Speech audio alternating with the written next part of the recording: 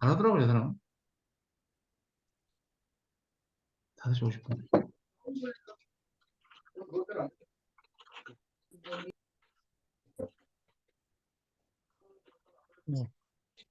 Alors, s'il te plaît.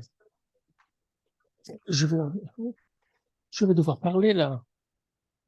Mais je t'ai dit que je donnais une conférence.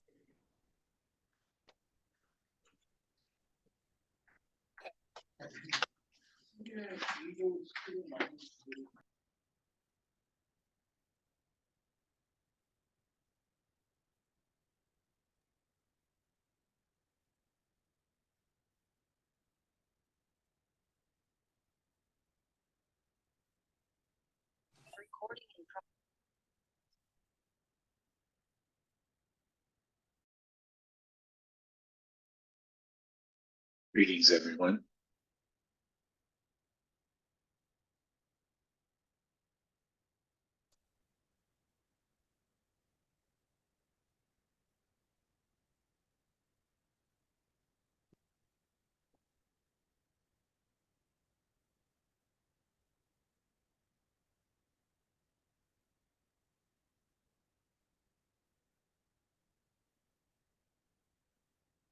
Hello, Mr. Park. So good to see you.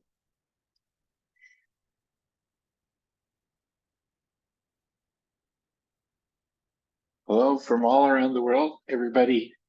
It's very good to have you here. I hope you are all. Is the audio working? I think so, yes. Hello, good evening, good morning, good night, I don't know.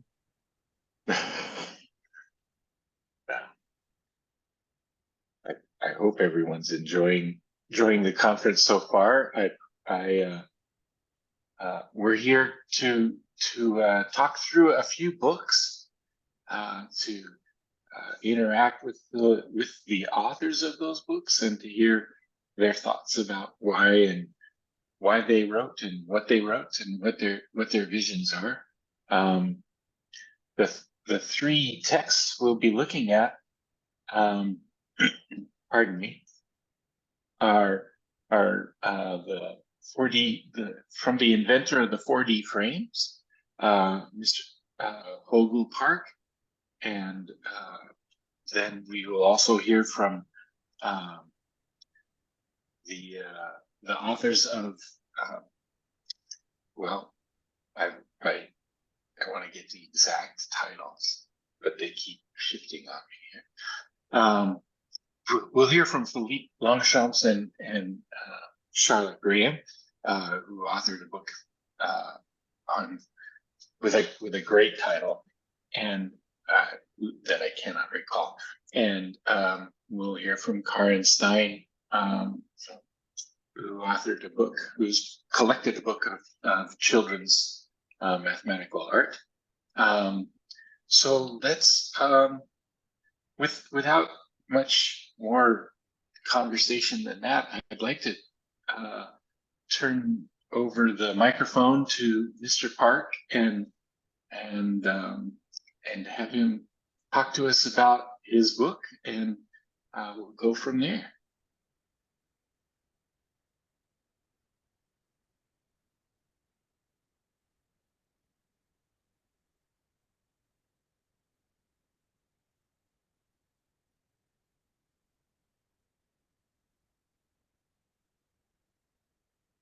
Are we?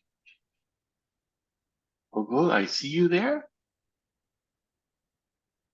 You are still muted. There we go. 네, 일단 아무 네, 안녕하세요. 소개만 예, 안녕하세요. 반갑습니다. 4D 프레임 박허걸입니다. Hello everyone, nice to meet you. I'm Hogul Park, the inventor of 4D frame. And okay, so from now on we are going to discuss about our book, right? So his book and 책에 관해서 기본적인 소개과 설명 말씀을 예. 해주시면 될 것 같아요. 제가 책을 쓰게 된 거는 그 전 세계 사람들하고 제가 그동안에 포디 프레임 왜 만들었는지, 포디 프레임의 특징이 뭔지, 이런 것들을 전 세계 사람들하고 소통하게 해가지고 만들었습니다. So the purpose of me writing the book is to how to introduce the 4D frame and its history and its practical use and like more details and behind stories of 4D frame. So that I wanted to communicate with readers from all around the world 이게 with the book. 지금 이북으로 만들어져 있어가지고 아마존에도 이게 올라가면은 볼 수가 있고, It is available as an ebook form in English. So this English version is available on Google Books, so which is part of Google Play.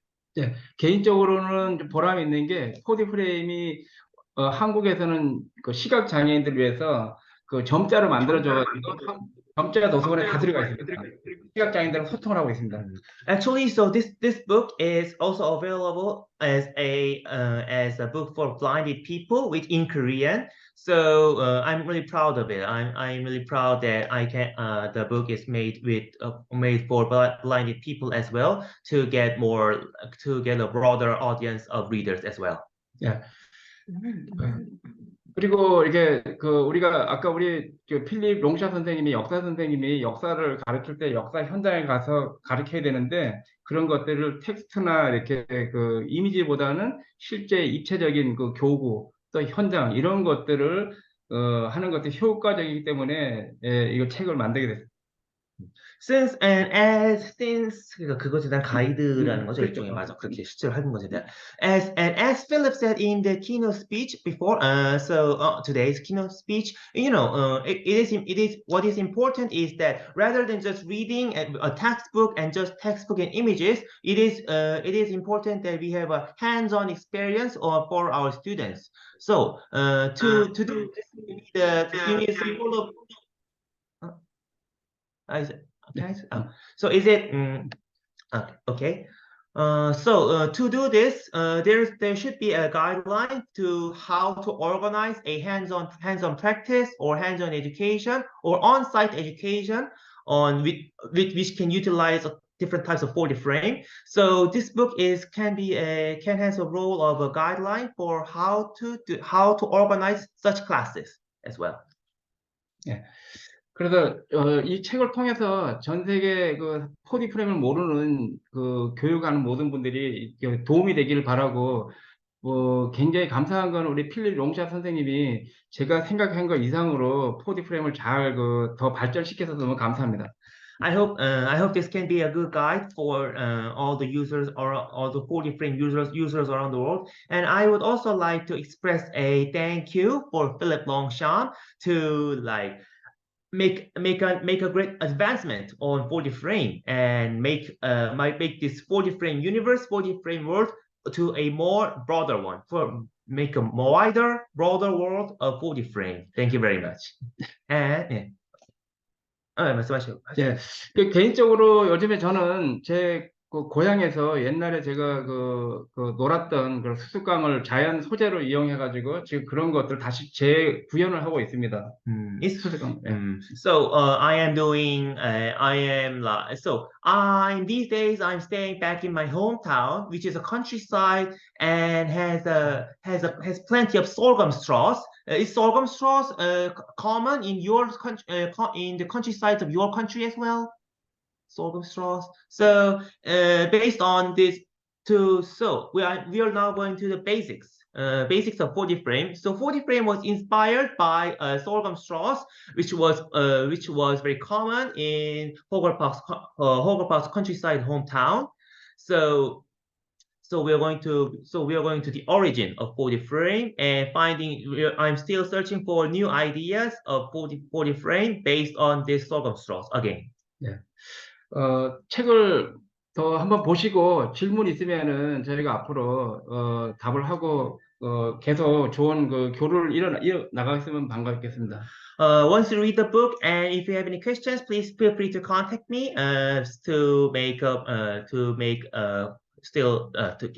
this 4D framework more wider and to keep updating into new ones. 네, 감사합니다. Thank you very much. I'm sorry for interrupting this session. Chris, yes. Noah. Hello. Hello, Noah. Noah, Yes. please move on to other session. You are not you should not be in this session. So please confirm the chat. Oh, not my chat. Your chat, yes. No, I sent him the wrong link. Use the, I think he's gone now. I'm sorry. It's okay. All right. Thank you, Mr. Park. I appreciate your your information about your book. It's very nice that you've been able to get it translated into both English and into Korean Braille. That's wonderful news. I'm glad you're also getting a chance to be back in your hometown and you're relaxing a little bit. Philippe and Charlotte have written a tremendous book that incorporates a collection of ideas, including critical thinking and teaching in a new world, and so and allowing learning to emerge. Would you please tell us about your book now as well? We'll move on to you.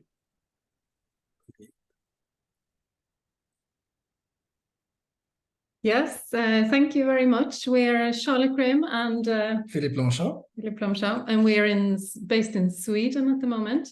And last year we wrote this book, Transformative Education, which some of you might have seen already. And if you haven't, it might be available at a library near you.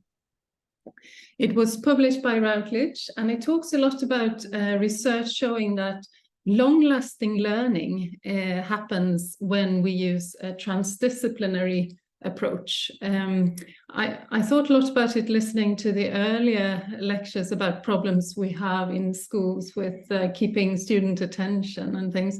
And we find that attention is often kept better as well when we mix different subjects and when we concentrate on learning for the long term rather than the short term. So some of the main points from this book, if you're interested, is that learning should be sustainable. And by sustainable, we mean mostly.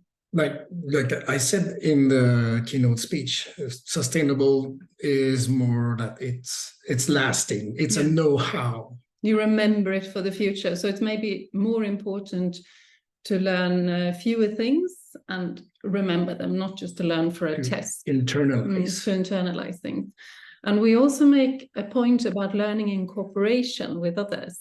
Often you remember things where you've had an epiphany together with someone else, or you've done a project together with someone else. That type of learning will be more long-lasting as well. It's also the point that we co-authored a book because it's the interaction and the clash of ideas often that is truly original. So yes, we're for collaboration. Yeah, and a lot of the books that we see even today in this book presentation have actually been co-authored. And I think there's a reason for that, because you feed off each other's ideas. And it's the same with the pupils or the students, that they can feed off each other.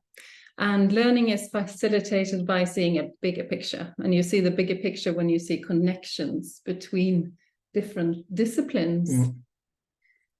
And then this thing about learning through your senses, because if you you learn by listening as well. Storytelling is, for human beings, have been for a long time the way we've learned things. But you also need to, you can only concentrate on listening for maybe 10 minutes. Even I'm an adult and I have no attention deficit problems. I can't concentrate just listening for more than maybe 10, 15 minutes. And we have to remember that it's the same for everyone. And therefore, we advocate in the book learning through all your senses, using taste and touch. And there's so many research about embodied cognition today that prove that we really need to use our body in learning. that's why I like the fact that we have the A in STEAM now. Mm. STEM education is great, but to add arts, dance, painting, music, when we embodied the learning, it is, again, the know-how that we're getting. Mm. And we also advocate nowadays more than ever, perhaps, to teach critical thinking. And critical thinking, what do we mean by critical thinking? Well, first of all, in order to become good problem solvers, we need to try to tackle real world problems. And with the advent of AI, we need even more critical thinking. So it's not to be gullible, to address the right issues, or also not only to be able to reference our work well and to find reliable sources when we're doing research, for example. Critical thinking is a way of thinking. Mm. And we need to develop, I would say, like a healthy dose of skepticism with the teachers and the students. And we need to avoid creating a generation of cynical thinkers instead of critical thinkers. So we don't want to have youth that rejects everything. So there's a fine line in teaching critical thinking. And again, it should be based on the scientific method of inquiry. Yeah, and in all subjects, using the scientific method approach in all subjects, even in music or in art, using testing and retesting things, not just in the scientific, ordinary scientific subjects. And we also wrote this book, it came out just that we wrote it through the pandemic, really. And the pandemic has colored the book in a way, but it also is a good time to start something new when we came out of the pandemic. Now, I'm not sure that this is happening, really, but that was the hope when the book was written. So sustainable learning, then, what that is, what we already said, remembered long term, and also embodied, taken into yourself. Learning for life, not for a test. We already said those things. That's what we mean with sustainable learning. And to make learning sustainable, it's important to make it enjoyable. We can't bore our pupils to death. We have to make them feel something. Emotions, especially for teenagers, having an emotion connected to what you've learned, even if that emotion is a feeling of success. Yep. Or if you feel connected to some of the people from history, for example, that is important. And teenagers, they are emotional beings often, and having an emotion attached to the learning often works really well as well. I would also say that even deception, to be sad about failing something, is also a learning experience, because we learn through mistakes. And we have to learn from these mistakes that we make in order to become creative. And making learning enjoyable is the fun part of the hands-on learning. I think that is the key. And cooperative, as we already said. We learn best together. Human beings are a social being. And active learning, you Philippe, you have done a lot of active learning, even if in your traditionally very, very theoretical subjects like history, and why do we do active learning? Well, first of all, I personally do a lot of theory as well, but in order to help the student internalize it, I try to vary as much as possible to make the learning multimodal, not only in ways of teaching, but also in the type of material I use: digital material, textbook, but also hands-on material. And I think that we gain a lot from this, because we make the learning experience less repetitive, less predictable. There's this element of surprise, this wow effect when we bring this material in class. And we also have a chance to make it visible, the learning. They can see active results of what they've learned. There's a result, not just a written essay or something, but there's a piece of artifact. Yeah, and they are proud of that. Yeah. And that's the emotion that you mentioned before, Charlotte, is what makes transdisciplinary learning much more holistic, because then we include this emotional aspect in learning, this feeling of satisfaction or deception, like I mentioned before. And it gives us a chance to flip the classroom. The teacher can learn from the pupils, and you can flip the classroom also digitally. you can learn things at home when you have the materials and active things to do. So especially with AI now, we are going to be able to make the learning experience much more self-driven for students and more personalized. And still together. Yes, absolutely. And integrative learning, then, that is when we mix up the subjects, when we know that real knowledge is found in the connections between different subjects. We see that the big breakthroughs in science and technology, and they often come when people from different disciplines work together. And it is actually the same in school. Even if you have a class of 30 children in front of you, or young people, and they're all the same age, they may be 15 years old or whatever, they are so different. They know so many different things, and they have so many different experiences from their family or where they've been traveling or whatever. And there is so much that we can learn together. Life is not divided into different subjects, and neither should school be, really. Exactly. And what you explain here works also within a work team together with colleagues. This exchange together, we can become a super teacher because we complete each other better. So my teachers at my school, I'm the principal.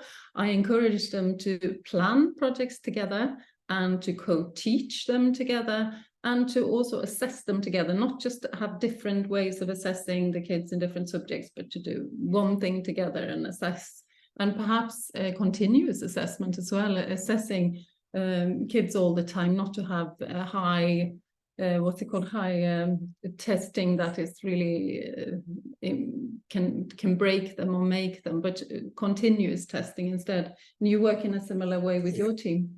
Yeah, I think it's important what you say. If we make like continuous assessment, we reduce the stress level based on the performance on a specific test. And this way we can also measure success and progress, because first of all, we have to remember that the students are coming to school first and foremost to learn, not to be judged all the time. So by reducing this stress moment of always being like evaluated, we open the door to a much more creative generation. Kids who will be able to dare to take chances, to become creative, instead of having the fear of like failure. In the book as well, we have QR codes that you can scan, and then for that, there's a lot of video material and different interactive material, games even, so that people can read the book, because the book is the text, and people can read the book and also see what this looks like in real life. And I know that that's been opened a lot of times. We can follow when that's opened around the world, and I think that's been used a lot because it's very popular to see these films and see what it looks like in real life when teachers use these methods that we describe. Because we notice that teachers are looking for inspiration, and if we could have more practitioners like us, like school leaders and teachers, who are able to share their success stories, then we are sharing best practice. And that's what we should do. If we can inspire someone to develop something further, we would love to learn about these new discoveries. And how they used it. We would love to see films from other parts of the world, how this has been developed. Absolutely. Now, critical thinking is another important thing, because our world is now more and more news even aren't necessarily true anymore. I think when I was very young, if I read a book at school or saw news, I could be fairly certain that it was vetted, that it was probably more or less true. I mean, there's always been bias, but that it was more or less true. And nowadays, our young people and our teachers are constantly bombarded with things that might not have any basis in reality. And therefore, this is a very important thing for teachers to learn about and to teach. Yes, there's a wave of disinformation, and we need to teach the value of the scientific method of inquiry, and also to not only teach the students, but teach the teachers how to differentiate facts from opinions. And you're working at the moment on a new book on Yes. this, which might come out on Routledge. Keep your eyes open. And I work as a pedagogical leader, and so do you. And I mean, you have a team as well of teachers, and I have a big school with a lot of teachers. And I think it's very important.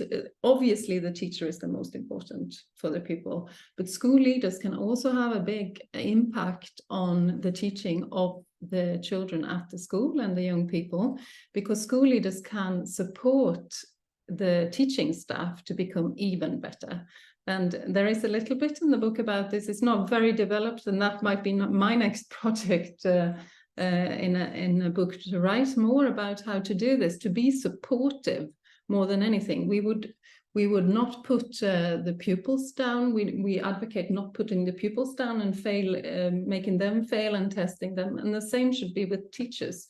We should work from their best next level and develop them. And there is a little bit in the book about this, and I'm hoping to write more about this in the future, about encouraging cooperation between the staff, because that is sometimes in the beginning, teachers think it takes a lot of time to plan together.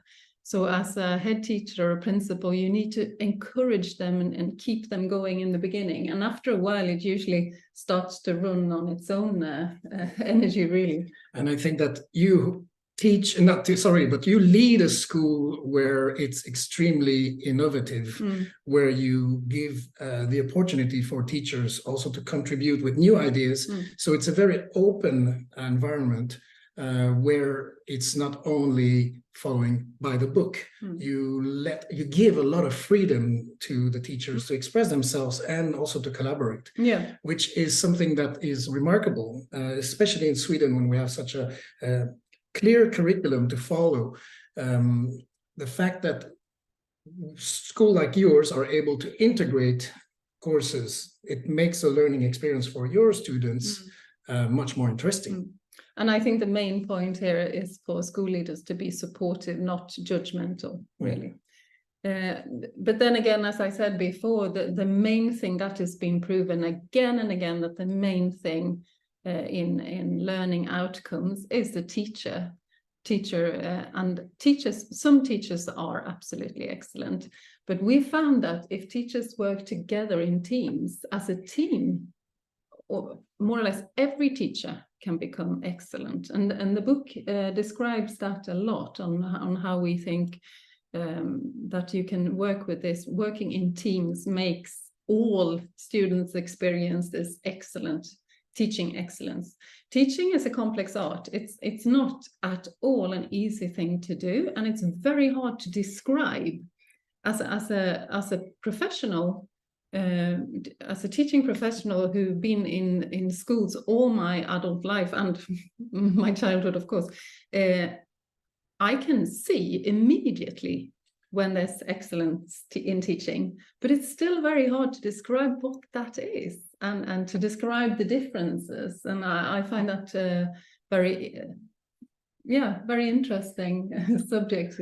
I think that Pamela Bernard mentioned it when she was talking about changing gears. Like teachers were able to adapt and to individualize the learning for the individual students in class.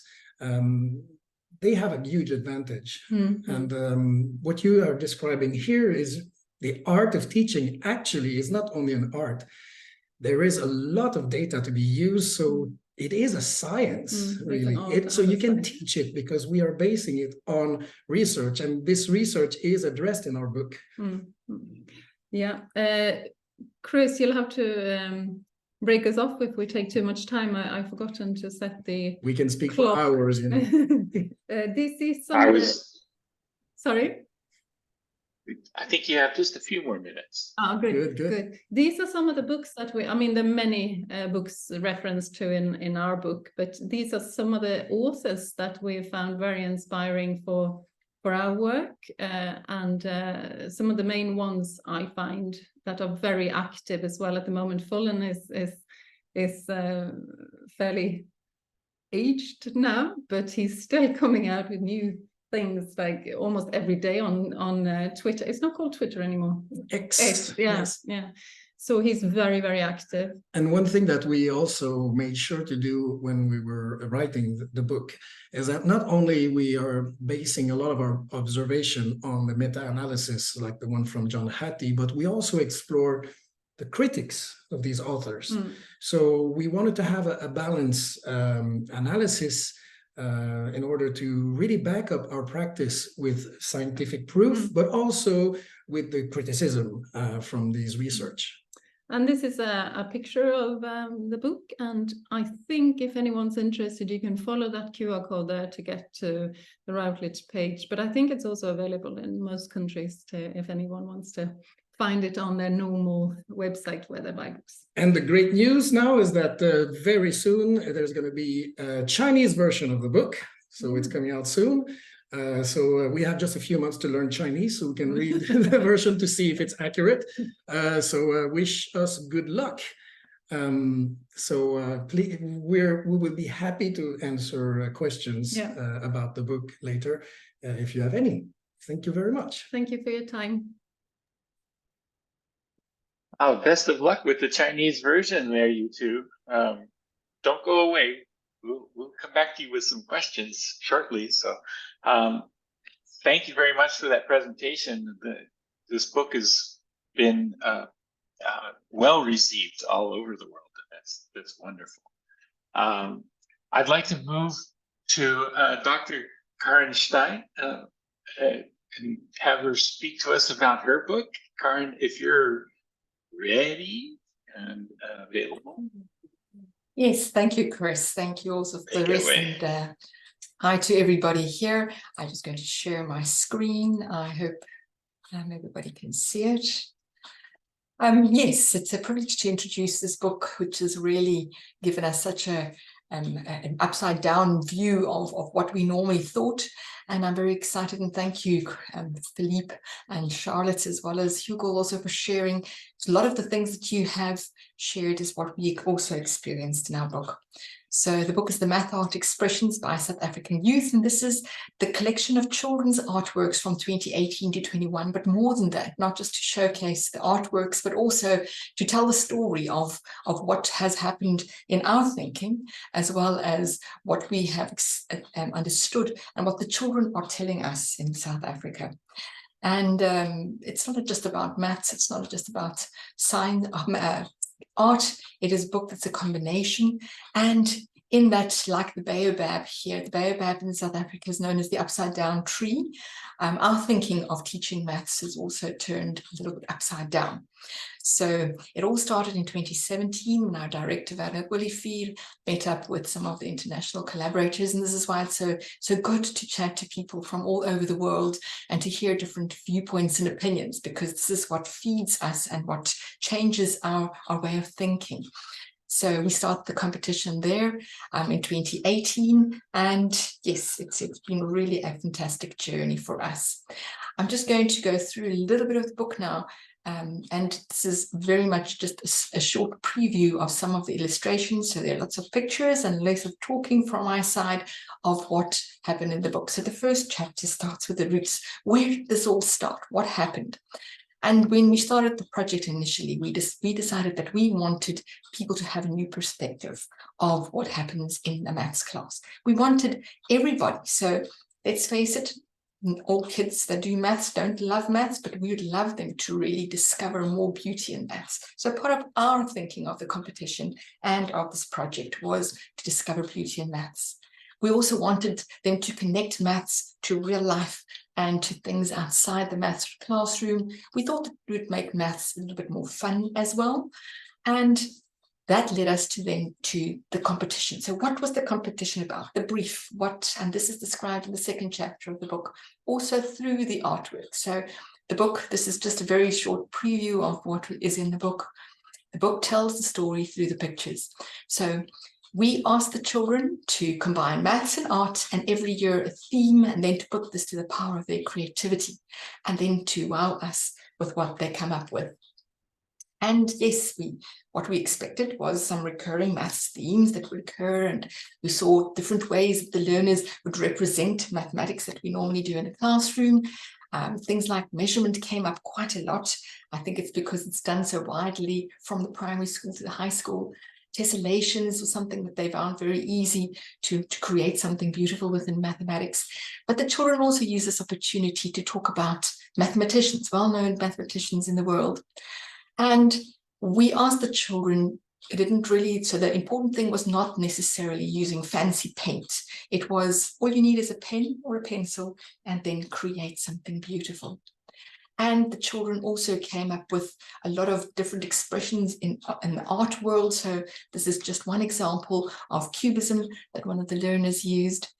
But the big thing is the learners came through a lot of creativity. So this is what we wanted. We wanted them to become creative, to see maths differently, to have new perspectives. And this is what they came out with.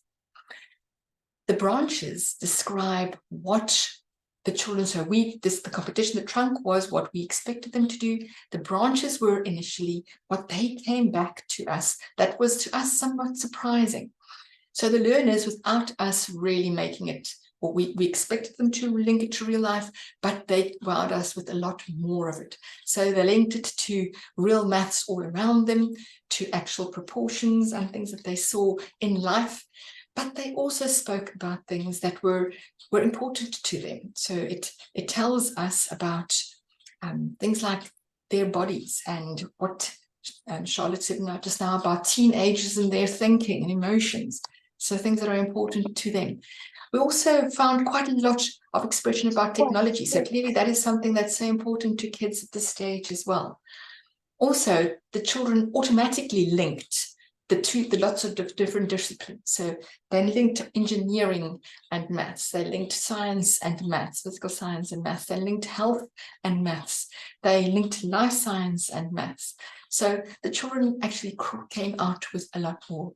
And then there were also a lot of unexpected things that came out of the competition. And this we call the fruits of the competition. The children also used the competition and the maths to bring out some social commentary. In other words, to describe their fears and their issues with the hurting earth, what's happening to our earth, this learner says. Also, once again, teenagers that feel measured, especially the girls that feel so measured in terms of beauty and what they look like and their appearances, and linking this to mathematics. The learners also want a portal or a place to express themselves, to express the sadness that they feel in life, but also with regards to mathematics. So this learner here says that, maths can be quite stressing for teenagers who often have a lot of other interests and not necessarily interest in maths class. So this learner said that he in the maths class, and this is a self-portrait of him, how he feels as if he has two different personalities in the maths class. One that's more interesting and another one that's a little bit more stressed. This learner here expressed her feelings of being not adequate in a maths class. So she says the fairy at the bottom is always being told that she's stupid and useless because she fails in a maths class. This is a big problem for some kids, not only in our country, but in the world. And I think that's quite profound, that the learners also found this a place to be able to express how they feel. We also found that learners linked mathematics and their culture, their identity, with who they are in their different cultures. And this is also fantastic. Also the contextual applications in every day around them, in what the buildings look like, and things that they do, that they see other people do, etc. And then finally, our final chapter was on the reach, and how we also in the book and through our collaboration with other people realized how the reach of this book goes a lot further than what we're actually doing. It has allowed us, first of all, to reach into international areas and spaces, and to connect with people internationally as well. A lot of people that are in the group here are people that we have met and reached out through the maths as well. Another thing, and this is maybe a very old picture of a learner, thinking that the teacher then pours everything into the brains, but this is just an example of how children, also through the competition and their artworks, expressed how the teachers are so very important to them. So teachers must not think that they are not important, they are important. That the learners look up to them as models, they look up to them as people to follow. So teachers must never disregard that. And also something I think, Philippe, I don't know if you or Charlotte said it, but make maths interesting. There should be some creative teaching ideas. The learners expressed quite a lot about video games. So clearly this is something that they're looking into that's important to them. Using logos and creating logos. Things like Minecraft, which is also another game that they want to use. So they are asking for these kind of things to be brought into teaching of mathematics. And then also laughing. Learners say that laughing helps us to learn. They want that in the class as well. And then pictures and stories help us to remember. This is a well-known theorem in maths where the angle at the center of the circle is double the angle at the circumference. And this learner related this to an aloe, which is a very common plant in our area in the Eastern Cape. It's used for medicinal values, for beauty. It's quite a hardy plant as well. But why not use something that the children see in their area around them and link this to what we're doing in class? And just look how beautifully it was colored in as well. I don't know whether the learner or where everybody will be able to hear the video, but I can try and see if we can play just a little video to express something that the learners said themselves as well. Can everybody hear? Not, okay. Then I'm not going to show the video right now. Maybe we can do that at a later stage, but it was just to what I've said now, what the learners expressed as well. And then once again, this book is not about us. This book is about the children, the schools, the people that have taken part in the maths. So it's dedicated to our South African youth. And I think one of the biggest things that we've seen in this competition is if you give the children the opportunity, how creative they are. And how they love expressing themselves in other ways as well. And I think we also found through the competition that it draws in the whole class or more people in the class than you necessarily just draw in through an academic teaching. And then also I always just acknowledge everybody. So to put together a book is not just the work of 1 or 2 people or 3 or 4 people, it's a whole team. And throughout the years, our staff at the GMDC, the Government Mbeki Mathematics Development Center, have been absolute stars in helping us put things together, collect things, drop things off, inspire children. And then our judges, and Chris has also been a judge for many years, thank you. So many of our judges, without the judges in the competition, we would have also not been able to reach the final stages, and then all our other supporters as well. So it's always been great.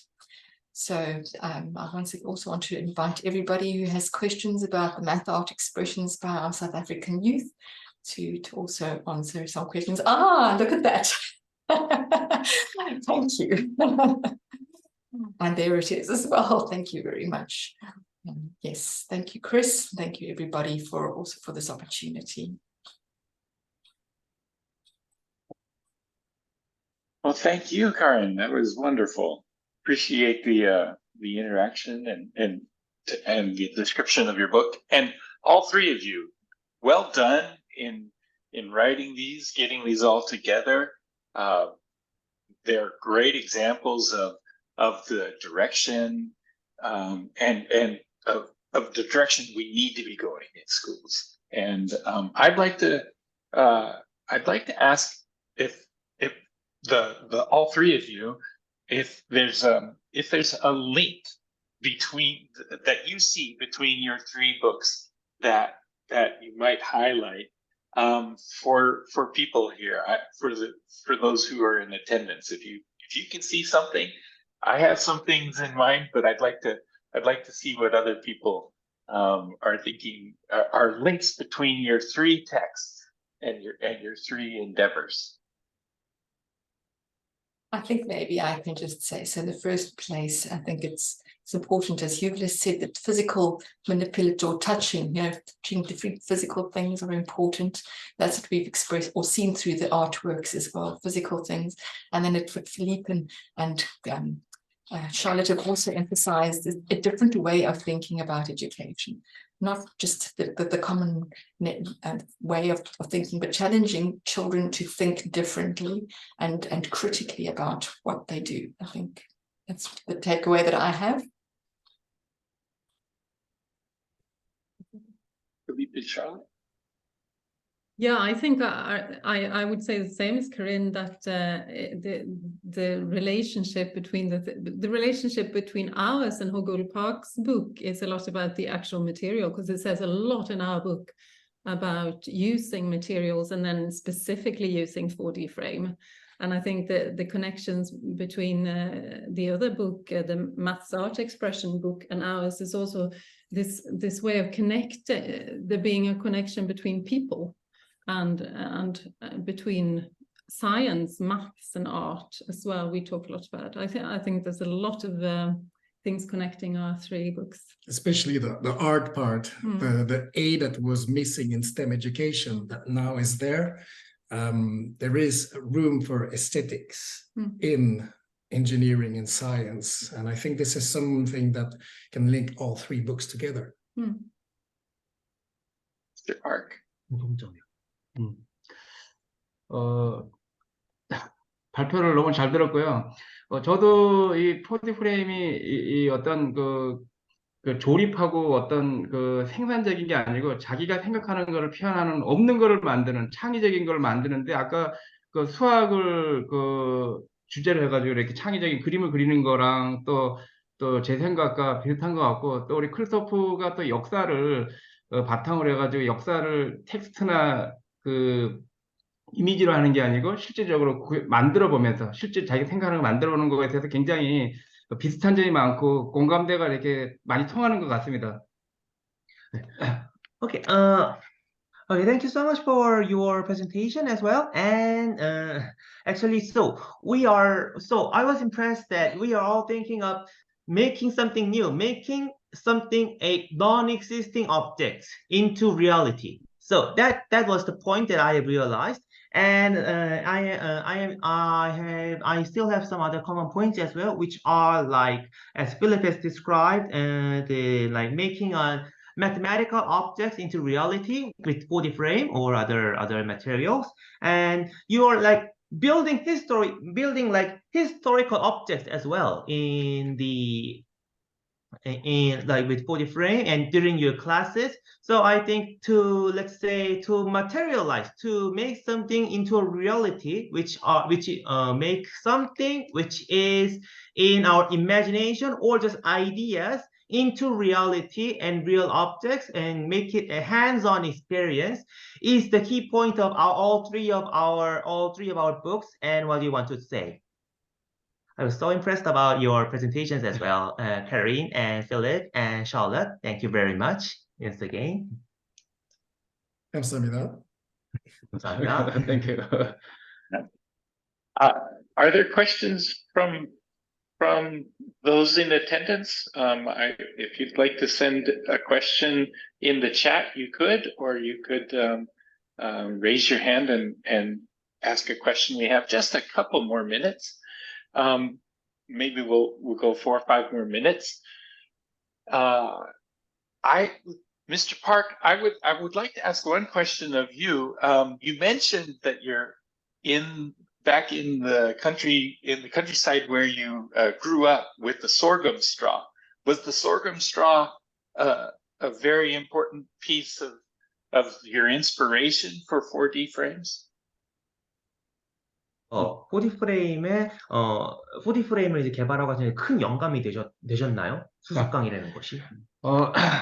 원래 제가 어릴 때 그 자연에서 얻는 그 수수깡 갖고 이렇게 그 껍질을 벗겨서 중간에 이렇게 섬유를 연결해서 세모, 네모, 안경 뭐 이런 것들을 만드는데 서로 연결하는 그런 것들을 조금 4D 프레임은 좀 현대화적인 걸로 만들었다고 생각됩니다.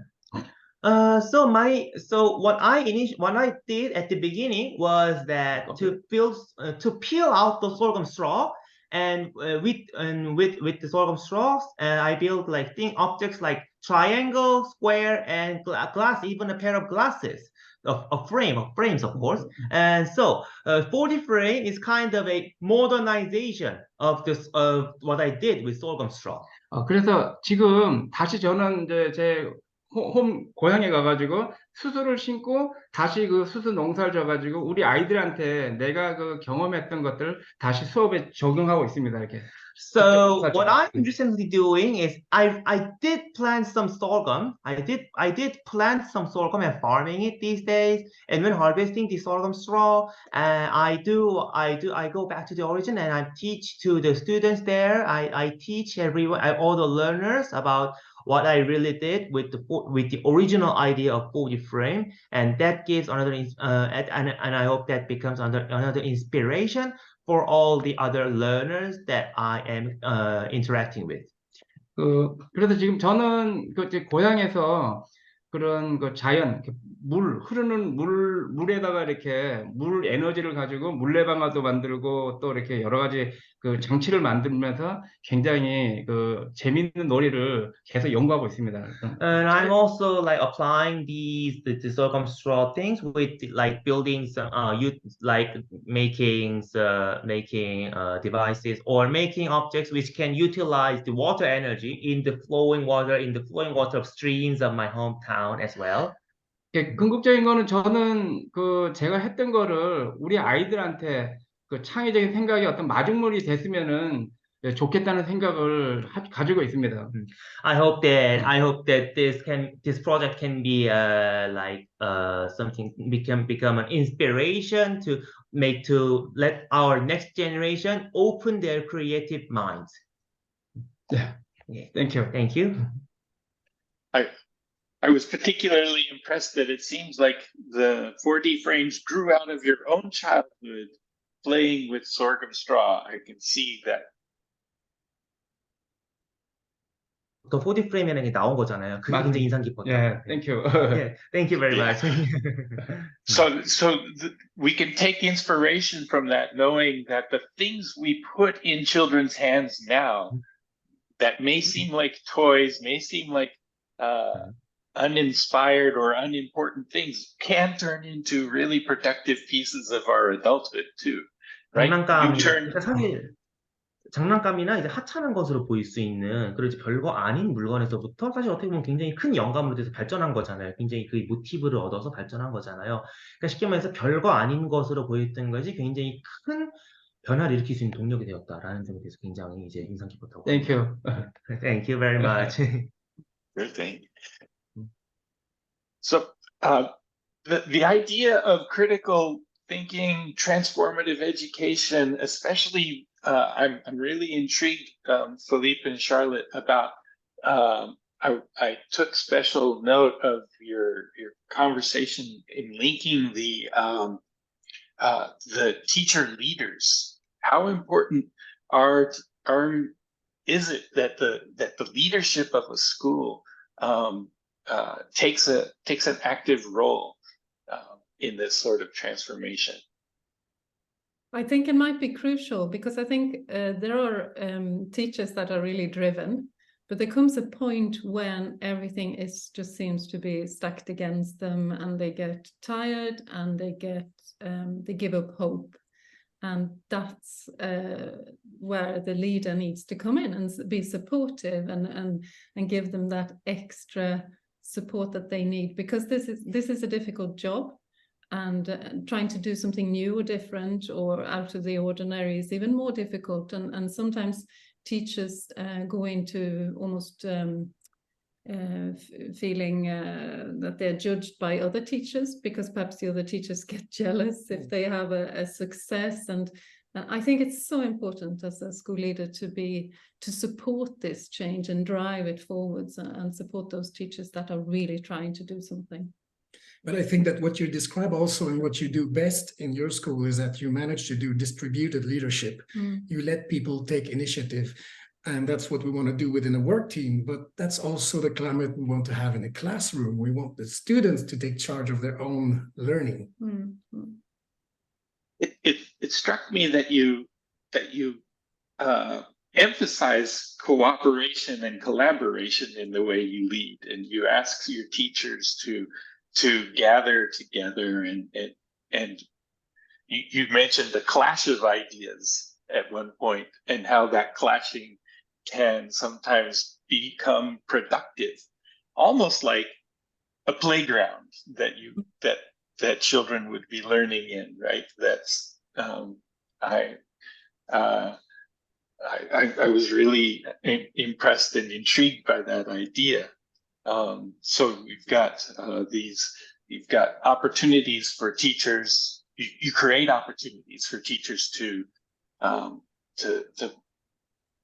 have their ideas out in the open, safe, but at the same time needing to argue for them and argue against others and so on. And but in a collegial way, right? Actually, we got some of the ideas about that from your own book, Chris, Math Recess. So we kind of use it also in transformative education. And there's a nice quote by you also that's very inspiring. Thank you. Yeah. I'm trying to get. I promised to get to the question that's in the chat of what it is that I saw, but I'd like to ask. I'd like to say something about Karin's book too. I've been really fortunate to have been able to be around Karin's book, Math Art Expressions, since it wasn't a book, right? It was just the first year or two of the competition, and it's been a pleasure to see this whole competition grow and become, to turn into this, and the organization you've brought to the whole lifespan of the competition in this book is just wonderful. And so how did you change the way you think about math? How has your thought about the teaching of math changed now that you've worked so hard at getting at this this idea? I think, it's exactly that. The children and the whole project changed us so much. So one always has, I suppose, coming from where you were and teaching, you come with certain prejudiced ideas. And what has happened to us is we have learned to be open to ideas and to suggestions from others. So not just to keep on the same track, but to be able to broaden our own horizons and to allow others to influence the way that we think. So I think that's the biggest thing. And we have, the children, we ourselves have changed in terms of our thinking of teaching. So I think we were always very focused on being visual and allowing things to be more visual and visible and using things in a maths class other than just the chalk and talk. But this book has emphasized or has really changed us in terms of a lot of other thinkings where we need to in the maths class also be broader in terms of bringing in the children more, allowing them more of an input in how they would like to be taught as well. I think that's the most important thing I can say. That's wonderful. And so now I'd like to get to the answer of that question that's in the chat. And that is the thing I saw that links, one thing that I saw that links, and there's just there's a plethora of them, a large quantity. But the one thing that stood out to me tonight was, and to me it's still night, is that you all three emphasized both community and play, and sort of this, and you're all changed. Everyone in the process is changed by approaching learning in this fashion, right? So you nailed it for me right there at the end, Karin, when you said you were changed by how it was working with this art competition, how the leadership must change and allow people to collaborate and work within it. And we are changed by our own childhood toys and our own, and we can turn them into productive pieces of our adulthood. I am just this idea of play and integration through that is just amazing to me. And it was a great selection that these three books came together, I think. So thank you for your hard work and efforts. I think there's another, yeah, we're done. I'm sorry, please move on to next section. And you That's can okay. refer, you can follow the message that I sent right now. You can use this link and you can move Beautiful. on next session. Thank you. Thank you, Luna. Thank you.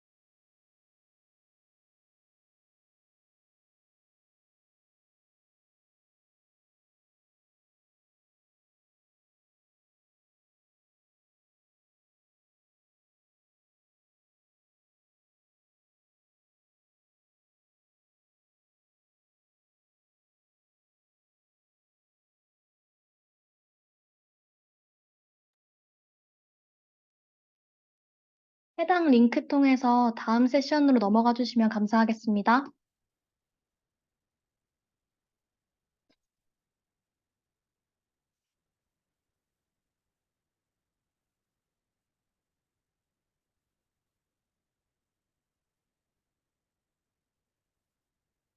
발표가 끝났습니다. 해당된 링크를 통해서 다음 세션으로 넘어가 주시면 감사하겠습니다.